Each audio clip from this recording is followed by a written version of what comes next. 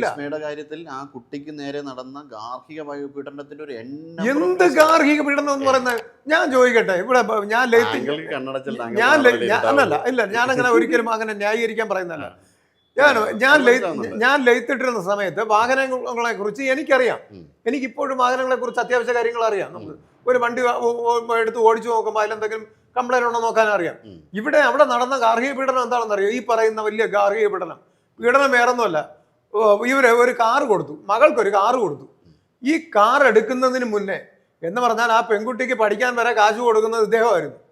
വിവാഹത്തിന് മുന്നേ വരെ പഠിക്കാൻ പോകുന്ന ആ വിസ്മയക്ക് കാശ് കൊടുക്കുന്നത് ഇദ്ദേഹമാണ്. അതിൻ്റെയൊക്കെ തെളിവ് പോലീസ് വരെ വിട്ടിട്ടുണ്ടായിരുന്നു.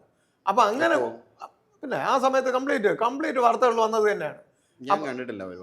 ഞാൻ കണ്ടിട്ടുണ്ട്. അതിനെ കുറിച്ച് താങ്കൾ ഇനിയും എത്ര ന്യൂസിൽ കൂടി തന്നെയാണല്ലോ നമ്മൾ അറിയുന്നത്.